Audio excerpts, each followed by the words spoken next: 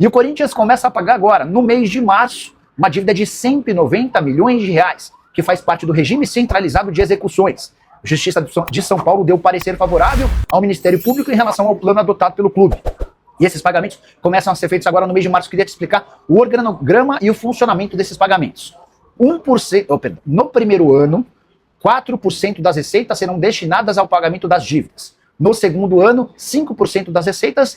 A partir do terceiro ano, 6% das receitas. E é legal contar que, com base na atual arrecadação, dá para dizer que o Corinthians fatura cerca de 57 milhões de reais mensais. A partir daí, a parcela inicial do Corinthians deve girar na casa dos 2 milhões e 300 mil reais. É um dinheiro que deixa de fazer parte do dia a dia do Corinthians, mas em nome de uma redução de uma dívida estratosférica, o presidente Osmar Stabile muito preocupado em fazer com que as contas do Corinthians estejam em ordem mais breve possível.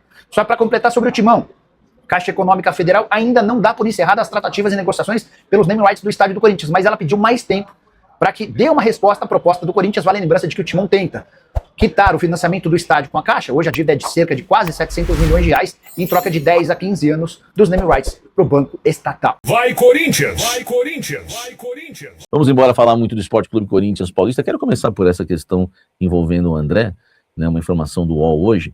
O Corinthians ele planeja um aumento para o André após a recusa da proposta em relação ao Milan, né, até para valorizar o jogador. O Corinthians entende que o jogador ficou valorizado no mercado, mas também para evitar, né, que exista aí alguma tentativa, né, de algum clube, de algum grupo, né, enfim, Grupo City, por exemplo. O Corinthians a gente sempre fica preocupado com o Grupo City, via Bahia, tentar tirar o André do Corinthians pela multa, né, nacional, tá? Só para você ter uma ideia, na última renovação, o Corinthians já havia, né, elevado aí o valor das multas rescisórias do jogador, de 28 milhões de reais para 112 milhões de reais no mercado nacional.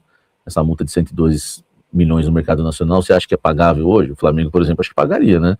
E tem aí, né, os clubes que têm SAF têm que tomar cuidado. E de 40 milhões de euros, né, para 100 milhões de euros no mercado internacional. Já é uma multa, né, mais complicadíssima. No mercado de um clube brasileiro paga, mas lá fora, enfim, a multa da Europa nunca vende pela multa, né? Mas a preocupação em relação à multa no Brasil. Então existe aí, né, o objetivo do Corinthians, né? O Corinthians almeja estar aumentando o salário, né, do volante André, até para aumentar a multa dele e valorizar o jogador. O jogador queria ir para o Milan, mas também está satisfeito no Corinthians e entende que no meio do ano pode vir coisa melhor e maior, tá?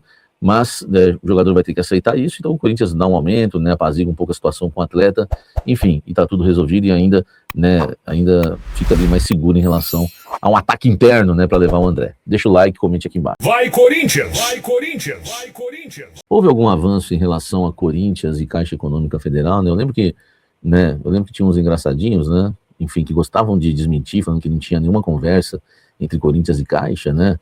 Enfim, né, hoje todo mundo dá a notícia, né, e eu sempre trouxe com exclusividade lá atrás isso para vocês, tá? O presidente do Corinthians, Osmar Stabile, se reuniu na última segunda-feira com a Caixa, até para apresentar ali, né, uma atualização, né, da dívida do Corinthians com a Caixa. O Corinthians passa questão de quando pretende pagar, enfim, quanto que precisa pagar, e nessa reunião o Corinthians tenta também negociar, né, a venda dos name rights para a Caixa. O Corinthians tem esse desejo e hoje já abriu negociações, né, hoje não, né, já faz um tempo que o Corinthians abriu essa negociação com a Caixa. O que está pegando é o seguinte, no Corinthians, tá? A instituição financeira, a Caixa, já pediu, já tem um tempo aí que o Corinthians pediu o valuation, né, que é o processo de estimativa do valor de mercado. E eles não passam nunca esse valor para o Corinthians, né? Atualmente, hoje o Corinthians tem uma dívida de 660 milhões, mas o Corinthians quer saber, né, apresentando esse valuation, o Corinthians quer saber quanto que a Arena está valendo no mercado. Por que o Corinthians está fazendo isso e por que a Caixa está enrolando na visão do Corinthians? Na visão do Corinthians, eles estão enrolando para trazer essa estimativa porque eles ficam meio numa sinuca de bico, né, já que o Corinthians está negociando com eles a venda dos name rights. Se eles passam um valor abaixo, o Corinthians vai oferecer para eles, né, um valor abaixo num contrato, repassando esses name rights que hoje pertencem à Hypera Pharma, tá? Se eles jogarem um valor muito alto, né, então o Corinthians vai pedir muito alto também pelos name rights para a própria Caixa.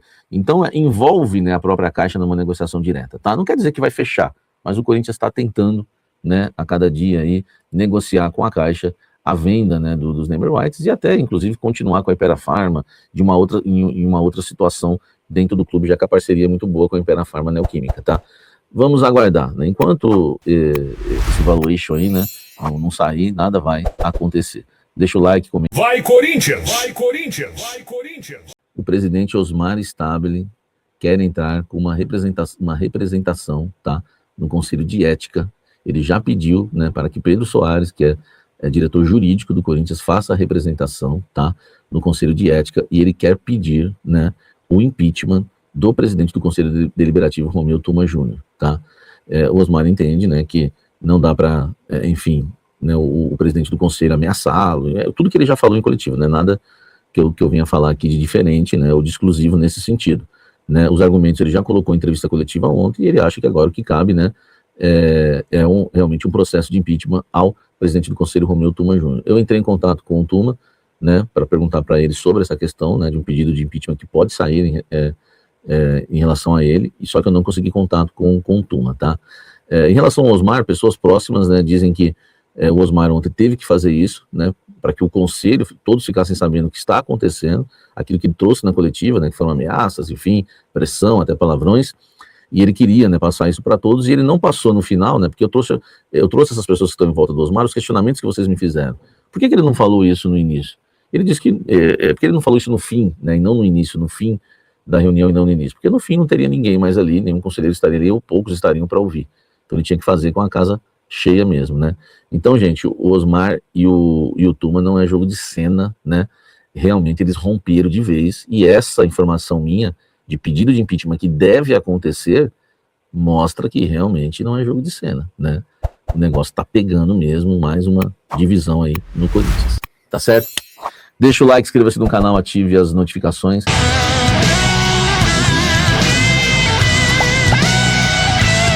Vai Corinthians! Vai Corinthians! Vai Corinthians!